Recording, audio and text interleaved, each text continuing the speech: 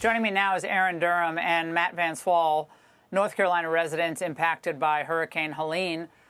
They first brought the story of these the trailers to us, and the fact that the progress on the ground was just at a snail's pace. Matt, thanks for coming back with us. I want to ask you about FEMA. This is the big story of the day. Besides what the president is seeing right now, we're looking at pictures from Pacific Palisades, which is total devastation, just like you all see in North Carolina. But do you believe FEMA adequately helped you and your neighbors recover from what was a catastrophic hurricane? Definitely not. No, definitely not. And if, you're asking me whether a giant government bureaucracy, that didn't really help any of us or our neighbors and let people that we know personally down that only got electricity a couple of days ago, then my answer is yes. Yeah, that needs to go and needs to be handed to the states because they seem to run completely inefficiently and let us all down. Yeah, you look at how Ron DeSantis handles emergencies, and of course Brian Kemp in Georgia, and I'm not, this new governor in North Carolina, the president said, look, he's just gotten going on the job. So, but Erin, this is a big controversy right now in Washington, whether this FEMA should be completely disbanded, money go back to the states. But putting that aside, how important was it to see President Trump on the ground? It was absolutely incredible and very uniting, I think, for the city. Matt said it best earlier today. He said, did you see how long Trump let other people talk? And he just listened.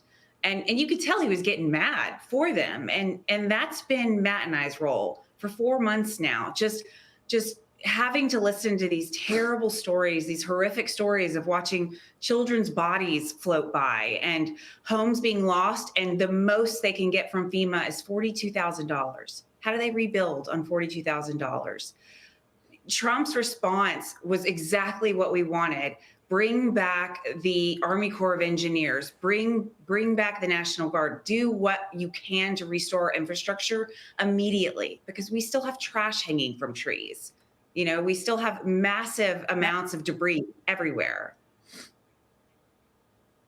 Matthew, when I was just watching this in real time with President Trump is just, and Melania as well, like whether it was a small child whose life has been completely upended by this, and the president himself just huddled with these people who have been through so much.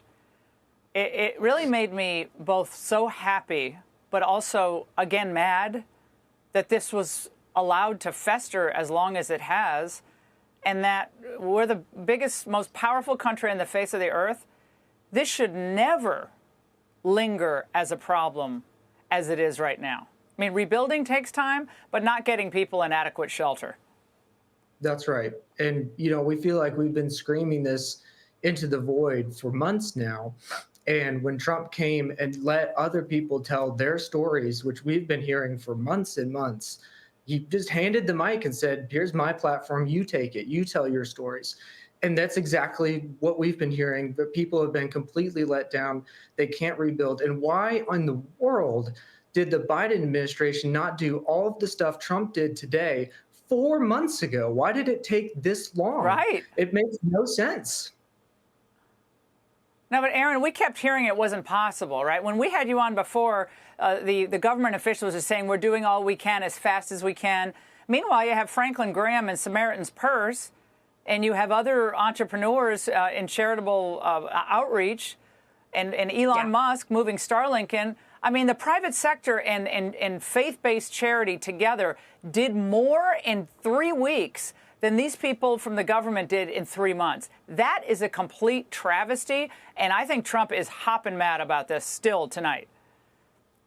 Yeah, I mean, we're just so relieved that someone else is as mad as we are. I mean, this is something Matt and I, met our little group of 5 people on X, and we called ourselves Operation Shelter just so we could give ourselves a name. But we're just 5 people that are trying to do good for the people around us that are desperate. I mean, these people call us in the middle of the night saying, my hotel voucher's gone. Can you help me? I'm cold. My propane tank is empty. It's 7 degrees in my RV. Like, it is unbearable to experience this every single day, knowing there's babies, pregnant women in these places. It's gut wrenching. And I don't, like Matt has said so many times, we do not understand why it's taken so long. Well, Erin and Matt, thank you for keeping us informed as to what was happening on the ground. But now the story is out. People understand that it is no American left behind. We're not wasting a lot of money on other endeavors as long as Americans are in continued points and periods of suffering. And that should just never happen, ever, ever. Erin and Matt, thank you both. Hey, Sean Hannity here. Hey, click here to subscribe to Fox News YouTube page and catch our hottest interviews and most compelling analysis. You will not get it anywhere else.